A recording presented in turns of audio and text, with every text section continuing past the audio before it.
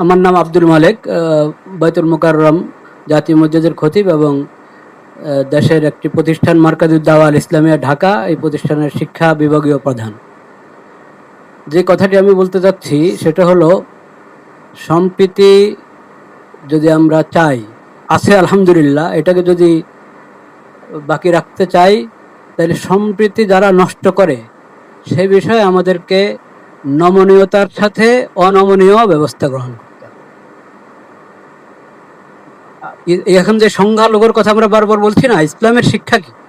ইসলাম বলে, আবু বকর রাদিয়াল্লাহু তাআলা আনহু প্রথম খলিফা নবী করিম সাল্লাল্লাহু আলাইহি ওয়াসাল্লামের, উনি বলেছিলেন, তোমাদের মাঝে যে সবচেয়ে বেশি শক্তিশালী সে আমার কাছে দুর্বল যদি সে জালেম হয়, আর যে সবচেয়ে দুর্বল সে আমার কাছে সবচেয়ে বেশি শক্তিশালী যদি সে মজলুম হয়।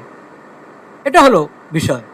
জালিম এবং মজলুম, মজলুম যেই হক তার পক্ষে আমাকে থাকতে হবে, আর জালিম সে যত বড় হক, যত সংখ্যাগরিষ্ঠ যা যা তার থাকুক, তাকে জুলুম থেকে বিরত রাখা এটা দায়িত্ব।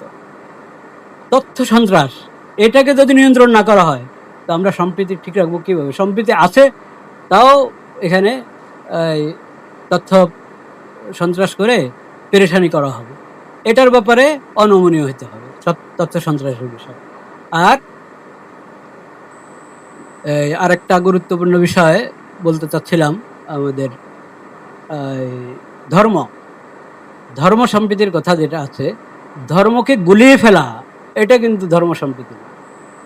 ধর্মের অপব্যাখ্যা, একটা ধর্মে একটা জিনিস নাই সেটাকে ওই ধর্মের উপরে চাপিয়ে দেওয়া হলো, অন্যদেরকে খুশি করার জন্য নিজের ধর্মের মধ্যে বাড়ানো কমানো হলো, এটার নাম কখনো ধর্ম সম্প্রীতির বিষয় না। প্রত্যেক জিনিসকে স্ব জায়গায় রাখতে হবে, এবং স্ব জায়গায় রাখলেই যথাযথ ফায়দা আমরা পাবো। আল্লাহ তাআলা আমাদেরকে তৌফিক দান করেন। ওয়া আখিরু দাওয়ানা।